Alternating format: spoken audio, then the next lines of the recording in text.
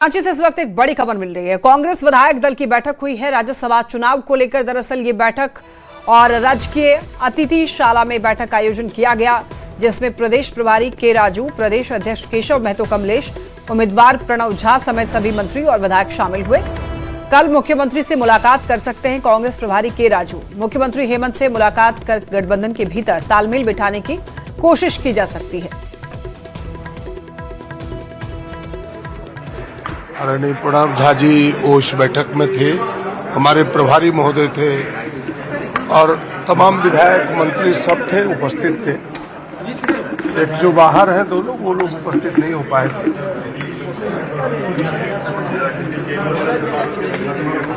हमारे गठबंधन दल के नेता माननीय मुख्यमंत्री जी है, अब सब प्रयास कर रहे हैं कि उनसे बात करेंगे और जो थोड़ी बहुत दूरी दिखाई दे रही है इसको पाटने का प्रयास करेंगे।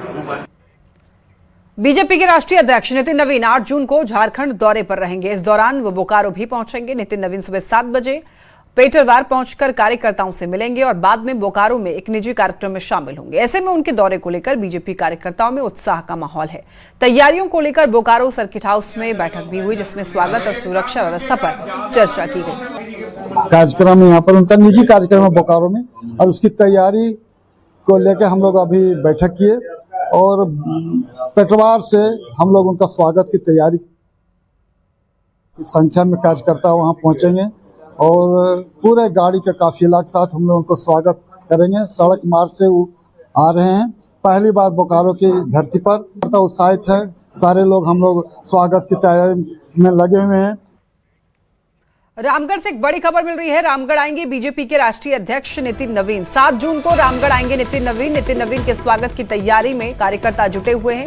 जगह जगह झंडे और बैनर लगाए गए हैं। तो 7 जून को रामगढ़ आने वाले हैं बीजेपी के राष्ट्रीय अध्यक्ष नितिन नवीन और इनके स्वागत के लिए यहाँ पर तैयारियां की जा रही हैं। कार्यकर्ता जुटे हुए हैं, जगह जगह पर झंडे लगाए जा रहे हैं, बैनर्स लगाए जा रहे हैं।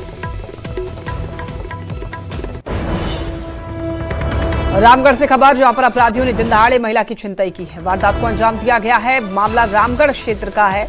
बाइक सवार बदमाश एक महिला के गले से सोने की चेन छीन करके फरार हो गया। वहीं पर देखिए छिनतई की जो पूरी वारदात है सीसीटीवी कैमरे में कैद हुई है। सूचना मिलते ही पुलिस मौके पर पहुंची है और पूरे मामले की जांच में जुट गई है।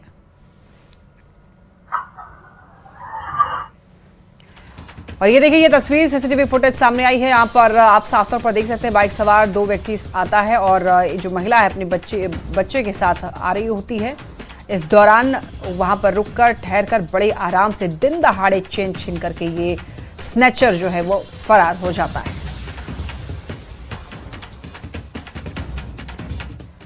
चतरा से बड़ी खबर, ठनका की चपेट में आने से एक महिला की जान चली गई। देखिए, इटखोरी थाना क्षेत्र के खौरा कला गांव का है। खौरा कला गांव का ये मामला, जहां पर सूचना मिलते ही मौके पर पुलिस पहुंची। लोगों से वज्रपात के दौरान सुरक्षित स्थानों पर रहने की भी अपील की गई है। अब देखिए, बारिश का समय आ रहा है और ऐसे में जब भयंकर बारिश होती है तो उसी दरमियान वज्रपात होने की भी संभावना होती है। ऐसे में बिजली जब कड़कता हुआ दिखाई दे आपको, कोशिश आपको ये करना है खुले मैदान में ना रहें, पेड़ के नीचे भी ना रहें और किसी छत का सहारा जरूर लें, यानी कि किसी घर में चले जाएं जहां पर शेड हो आपके ऊपर। ऐसे जगहों पर, सुरक्षित स्थानों पर आपको उस वक्त शरण ले लेना चाहिए। धनबाद के पुटकी थाना क्षेत्र के बीसीसीएल एरिया 5 में ओबी डंपिंग को लेकर विवाद खड़ा हो गया। दरअसल रामावतार आउटसोर्सिंग कंपनी की ओर से वासुदेवपुर में ओबी डंप करने के लिए एक सड़क बनाई जा रही थी, जिसका ग्रामीणों ने विरोध किया। अब लोगों का कहना यह है कि ये सड़क घनी आबादी वाले क्षेत्र से होकर गुजर रही है। तो विरोध की सूचना पर मेयर संजीव सिंह मौके पर पहुंचे और ग्रामीणों से बात भी की। उन्होंने बीसीसीएल अधिकारियों को फटकार लगाते हुए बिना उचित योजना और ग्रामीणों की सहमति के काम न करने का निर्देश दिया। फिलहाल मौके पर काम रोक दिया गया है और ये मामला शांत कराया गया है। लोगों का ये कहना है कि ये रास्ता एक जो है सड़क पार करने के लिए ये लोग तैयारी कर रहे हैं। इधर से ले जाकर एरिया 5 का एक कोई माइंस है, उसका जो है ओबी डंप करेंगे ये लोग दूसरे क्षेत्र में। मेरा ये मानना है कि आप जो इतना मेहनत कर रहे हैं, इतना जो इन्वेस्ट कर रहे हैं, आपके पास ऑलरेडी एक बगल से रास्ता गया है जो दूसरे क्षेत्र में जाकर आप ओबी डंप करा रहे हैं। तो ओबी डंप कराना है तो उसी रास्ते में कराएं। झारखंड में एसआईआर प्रक्रिया के दौरान नियमों के उल्लंघन के मामले में बड़ी कार्रवाई हुई। उधवा प्रखंड में जेएमएम प्रखंड अध्यक्ष अयूब अली खान के बीडीओ की कुर्सी पर बैठकर बैठक में शामिल होने का मामला सामने आया था, जिसकी तस्वीरें वीडियो वायरल हुए थे। वहीं अब जांच में अनियमितताएं पाए जाने के बाद में राज्य निर्वाचन आयोग ने 2 अधिकारियों को निलंबित कर दिया है। साथ ही मामले में आगे विस्तृत जांच के आदेश दिए गए हैं। अधिकारियों पर सरकारी कार्य में लापरवाही और निर्वाचन संबंधी नियमों के उल्लंघन का आरोप है। कि जब इस प्रकार की दुस्साहस जो है सरेआम सभी सर्वदलीय बैठक में किया जा सकता है, तो कहीं ना कहीं ये सवाल उठता है कि एक बार जांच दस्तावेजों के करने के बाद मैपिंग का कार्य संपन्न किया जाए। और पुनः जिनकी मैपिंग हो गई है, मुझे इस पे भी संशय लग रहा है, तो एक बार दस्तावेज जांच करके मैं प्रशासन से मांग करता हूँ, निर्वाचन आयोग से मांग करता हूँ कि प्रखंड अध्यक्ष, झारखंड मुक्ति के प्रखंड अध्यक्ष अयूब अली पर कानूनी कार्रवाई हो। और जो मैपिंग हुआ है, तो कहीं ना कहीं मुझे इस पे लग रहा है कि गलत मिलीभगत के कारण हुआ है, तो उस पर भी जांच हो, दस्तावेजों की जांच हो और उसके बाद जो है इस पे मैपिंग का कार्य को संपन्न किया जाए। धनबाद के करीब 60 किलोमीटर दूर स्थित मैथन डैम में जलस्तर तेजी से घट रहा है। डैम का पानी 461 फीट तक पहुंच गया है, जिससे कई हिस्से सूख गए हैं और पत्थर दिखने लगे हैं। डीवीसी की ओर से पानी छोड़े जाने और गर्मी को इसका कारण बताया जा रहा है। ऐसे में जलस्तर गिरने से मैथन धनबाद जलापूर्ति पर असर पड़ सकता है, जिससे कई इलाकों में पानी की समस्या हो सकती है। साथ ही पर्यटन भी प्रभावित हुआ है। पर्यटकों की संख्या कम होने से नाविकों और स्थानीय दुकानदारों की आमदनी पर भी असर पड़ा है। आई हूँ। तो मैथन पहली बार आई हैं? हाँ, फर्स्ट बार आई हूँ। कैसा लगा डैम में आई हैं? अच्छा है। क्या यहाँ पानी तो बहुत कम है, हो गया। पानी तो सुने हैं बहुत ज़्यादा था, अभी तो कम हो गया है। उसका सब बहुत असर है, पब्लिक नहीं आ रहा है, बहुत माने कठिनाई हो रहा है, बोर्डिंग वाला को भी दिक्कत हो रहा है, हम लोग को दिक्कत है, पर्यटक नहीं आ रहे हैं। तो पानी का है कम है? किस वजह से? पानी गर्म की वजह से बहुत ही असर पड़ रहा है। पिछले 1-1.5 महीना से यहाँ पर पर्यटकों का आना काफ़ी कम हो गया है, नहीं के बराबर पर्यटक आ रहे हैं। इसके चलते हम लोगों का रोजी रोटी पर बहुत बड़ा समस्या पड़ा है, भूखे मरने की नौबत भी आ गई है। ऐसा स्थिति आज के डेट में हो गया है। पूरा मैथन और धनबाद बंगाल के आदमी पानी पी रहे हैं और बिजली तैयारी होता है, जिसके कारण हर साल डैम में पानी घटता है। तो इससे थोड़ा हम लोग का भी असर होता है, मगर वो तो हर साल का भांति इस साल भी डैम का पानी का स्तर घटा हुआ है। चाईबासा में विश्व पर्यावरण दिवस के अवसर पर पूर्व मुख्यमंत्री मधु कोड़ा और पूर्व सांसद गीता कोड़ा ने पौधारोपण किया। दोनों नेताओं ने अपने आवासीय परिसर में पेड़ लगाकर एक पेड़ मां के नाम अभियान का संदेश दिया। साथ ही लोगों से भी ज्यादा से ज्यादा पेड़ लगाने की अपील की।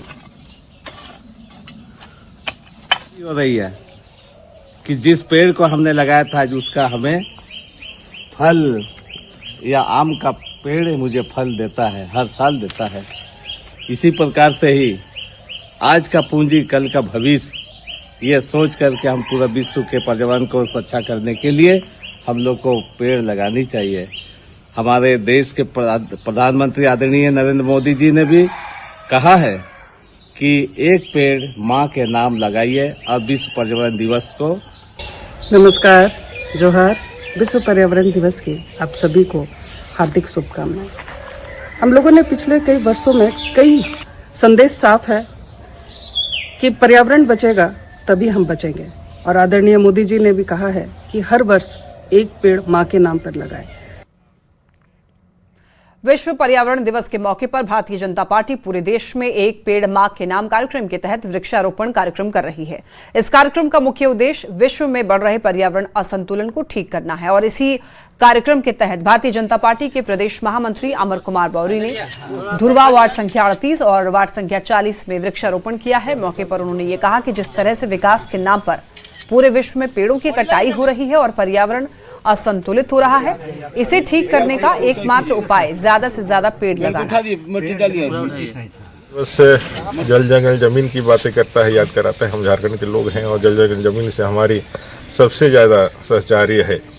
आदरणीय प्रधानमंत्री नरेंद्र भाई मोदी जी ने इस क्लाइमेट चेंज और इस दुनिया के जो विकसित हो रही है उसमें जो विकट एक परिस्थिति है, ग्लोबल चेंजिंग जो कहता है, और जो मौसम में परिवर्तन है, तो उन्होंने जब से प्रधानमंत्री पद का दायित्व लिया है तब से उन्होंने लगातार एक रचनात्मक कार्य के तहत अपने भारतीय जनता पार्टी के कार्यकर्ताओं को कहा है एक पेड़ माँ के नाम यह अभियान की उन्होंने शुरुआत की है और इस दिवस से आज से लेकर के 21 तारीख तक हम 2 लाख से ज़्यादा पेड़ इसे झारखंड प्रदेश में लगाने वाले हैं।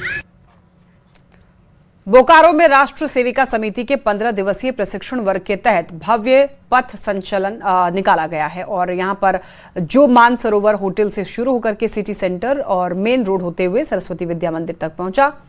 12 जिलों से आई 45 शिक्षार्थी बहनों ने यहां पर पथ संचलन में हिस्सा लिया और घोष वाद्य यंत्रों की धुन पर अनुशासित पंक्तियों में चल रही सेविका बहनों ने समाज में राष्ट्रभक्ति, संस्कार और संगठन शक्ति का संदेश दिया। कार्यक्रम में कई पदाधिकारी भी मौजूद रहे। अखिल भारतीय हिंदू महिलाओं का संगठन है जो विगत 90 वर्षों से कार्य कर रही है। इसका उद्देश्य महिलाओं को सक्षम बनाना है। धनबाद जिले के झरिया अग्नि प्रभावित क्षेत्र से विस्थापित परिवारों को बेहतर सुविधाएं उपलब्ध कराने की दिशा में एक और पहल की गई है, जहां पर बेलगड़िया पुनर्वास स्थल में नए उपडाक घर का उद्घाटन किया गया। धनबाद सांसद ढुलू महतो ने कार्यक्रम का उद्घाटन किया। इस अवसर पर बड़ी संख्या में बेलगड़िया के विस्थापित परिवारों ने सांसद का स्वागत किया। उद्घाटन समारोह को संबोधित करते हुए सांसद ढुलू महतो ने यह कहा कि बेलगड़िया में उपडाक घर खोलने की मांग को लेकर उन्होंने केंद्रीय मंत्री से कई बार आग्रह भी किया था। अब डाकघर खुलने से यहाँ के लोगों को फायदा होगा। ये हमारे कोयला मंत्री जी आए तो उस समय हम लोगों ने आश्वस्त किए थे कि बहुत जल्द यहाँ पे उप डाकघर हम लोगों ने खुलवाने का काम करेंगे और आज प्रभु श्री राम जी की कृपा से उप डाकघर का यहाँ शुभारंभ हुआ है। इससे बहुत तरह का लाभ यहाँ के लोगों को पहुँच पाएगा, लोगों का समय का बचत होगा। झरिया से जितने भी विस्थापित लोग थे उनकी एक कॉलोनी बनाई गई है जहाँ पर कि जो बेसिक सुविधाएं हैं और जो सरकारी सुविधाएं हैं उनका अभाव रहा था, लेकिन आदरणीय सांसद जी के प्रयास से डाक विभाग ने पूरी कोशिश करके बेलगड़िया उप डाकघर का आज शुभारंभ किया है, जो बिल्कुल आधुनिक डाकघर है। गुमला में राष्ट्रीय अनुसूचित जनजाति आयोग की सदस्य डॉक्टर आशा लकड़ा ने गुमला, लोहरदगा और सिमडेगा के मामलों की सुनवाई की। इस दौरान जमीन विवाद, भूमि अधिग्रहण, शिक्षा और जाति प्रमाण पत्र से जुड़े करीब 16 मामलों की समीक्षा की गई, जिसमें से गुमला के 9 मामलों का निपटारा किया गया। वहीं भारतमाला परियोजना से प्रभावित परिवारों के मामलों की दोबारा जांच करके रिपोर्ट देने का निर्देश दिया गया है। अनुसूचित जनजाति आयोग के द्वारा गुमला जिला का लगभग 16 के गुमला, लोहरदगा और सिमडेगा जिला मिलाकर के लगभग 16 केसों का सुनवाई किए हैं और उसमें खास रूप से अगर देखा जाए तो प्राय केस जमीन से रिलेटेड थे, एजुकेशन से थे और जाति के माध्यम से थे। ऐसे अगर देखा जाए तो जमीन से रिलेटेड थे, कई ऐसा था कि कोई दूसरा व्यक्ति हस्तांतरित कर लिया था, कुछ ऐसा मामला था जो NH से रिलेटेड थे, कुछ ऐसा मामला है जो भारतमाला प्रोजेक्ट से है। NH से रिलेटेड थे, उनका केस सक्सेस हो गया और उनका जो बकाया मुआवजा था वो मिल गया। खबर खूंटी से, जहां रनिया प्रखंड क्षेत्र के कई गांव आजादी के सालों बीत जाने के बाद भी मूलभूत सुविधाओं से वंचित हैं। बढ़ती गर्मी के साथ गांव में पानी की समस्या बढ़ती जा रही है। गांव में कई चापाकल और सोलर आधारित जल मीनार खराब पड़े हैं। ऐसे में सैकड़ों ग्रामीणों का सहारा केवल एक कुआं है और कुएं के पानी का इस्तेमाल लोग पीने के साथ साथ खाना बनाने और भी कई कामों में करते हैं।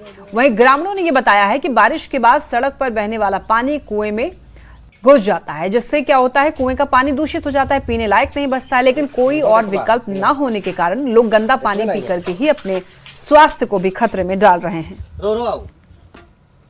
लागल था, बोरिंग वोरिंग सब खराब हो गया, फेल हो गया। अभी एक कुआं बाँचल है हम लोग के यहाँ नदी किनारे, वहीं का पानी सब अभी पी रहे हैं गाँव वाला आकर के। कितना घर गांव में 65 घर आसपास हैं। अच्छा, रिपेयरिंग के लिए आश्वासन तो 1-2 बार हमको दिए थे, लेकिन रिपेयरिंग नहीं हो पाया है। अच्छा, हुआ था वहाँ सिंटेक्स लगेगा बोल के, वो भी का कारण से बंद हो गया, अभी तक नहीं लगा है। कहते हैं जो देख रहे हैं रोड, यहाँ से पानी जाता है नाला में करके वो कुआं में पूरा घुस जाता है, लेकिन उसी को पीते हैं और तो दूसरा विकल्प नहीं है हमारे पास। खबर धनबाद से, जहां बारिश और आकाशीय बिजली ने लोगों की परेशानी बढ़ा दी है। कोयलांचल में शुक्रवार सुबह तेज हवा के साथ जोरदार बारिश हुई और इस दौरान बसुरिया ओपी क्षेत्र में स्थित एक बड़े विशालकाय पेड़ पर आकाशीय बिजली गिरी, जिससे पेड़ टूटकर बिजली पोल और तारों पर गिर गया। अब इस घटना के बाद पूरे इलाके की यहां पर बिजली बाधित हो गई है। गरजता आंधी तूफान कड़कता बारिश में आसमानी जो कड़कता है वो हमारे पंचायत में घना आबादी के थोड़ा सा साइड में गिरा हुआ है गाछ में, जिसको देख सकते हैं कि गाछ का एकदम चथड़ी उड़ा हुआ है। उसके साथ साथ 11,000 का जो लाइन गया झारखंड सरकार का, तो पूरा बांस जोड़ा से लेके जो तेतुलमारी तक गया है। आप देखिएगा जहाँ जहाँ ये बहुत पुराना लाइन है इधर से जो गया है और सब गाछ में सटा हुआ है। इसी के कारण ये ज़्यादा इसमें गिरा है और पूरा लाइन भी बाधित है। उसको आपके माध्यम से हम लोग ये आगाह करना चाहते हैं कि क्षेत्र में जितना भी गाछ में सटा हुआ आपका तार है उसको क्लियर कराइए, अन्यथा तो यहाँ पर कोई भी दिन एक बड़ा दुर्घटना, कोई भी घटना घट सकता है। सीसीएल ने सौर ऊर्जा के क्षेत्र में बड़ी उपलब्धि हासिल की है और पिपरवार, भुरकुंडा और गिरिडीह में स्थापित सोलर पावर प्लांटों से कुल 29 मेगावाट बिजली का उत्पादन किया जा रहा है। पिपरवार में 20 मेगावाट, रामगढ़ के भुरकुंडा में 5 मेगावाट और गिरिडीह में 4 मेगावाट क्षमता के सोलर पावर प्लांट से बिजली उत्पादन हो रहा है।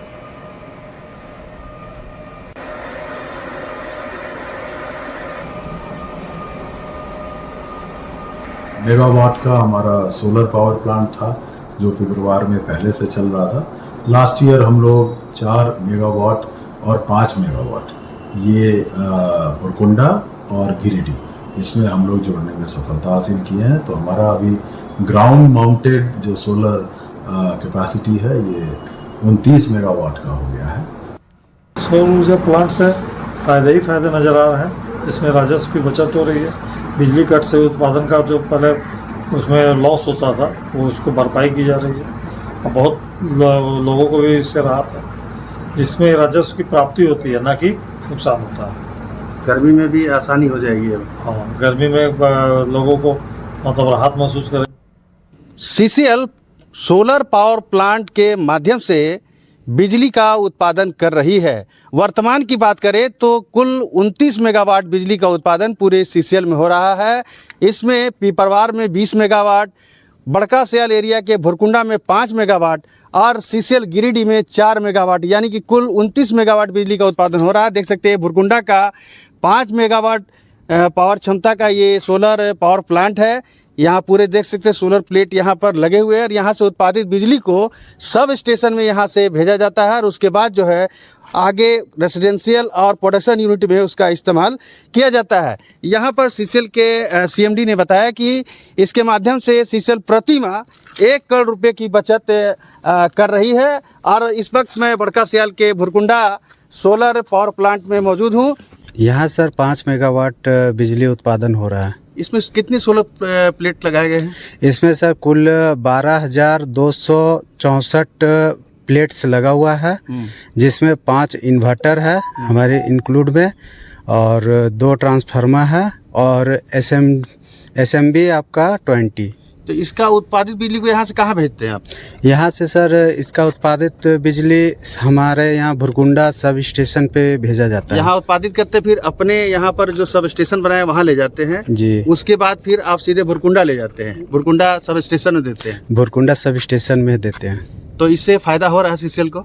इससे सर सीसीएल को काफ़ी फायदा भी होगा। इससे पॉल्यूशन भी पॉल्यूशन नहीं होगा सबसे पहली बात। दूसरी बात है कि इसमें जो इतना भी पावर होता है बिजली हम लोग जो उत्पादित करते हैं उससे हर एक घर में बिजली पहुंचता है जी। तो देख सकते हैं सोलर प्लेट यहाँ पर भुरकुंडा में लगा हुआ। दरअसल ये पूरा क्वारी एरिया है, यानी कि यहाँ पर ओबी डंप किया गया है। उसके ऊपर ही जो है ये पूरा power plant, solar power plant यहाँ पर लगाया गया, जहाँ से 5 मेगावाट बिजली का उत्पादन किया जा रहा है।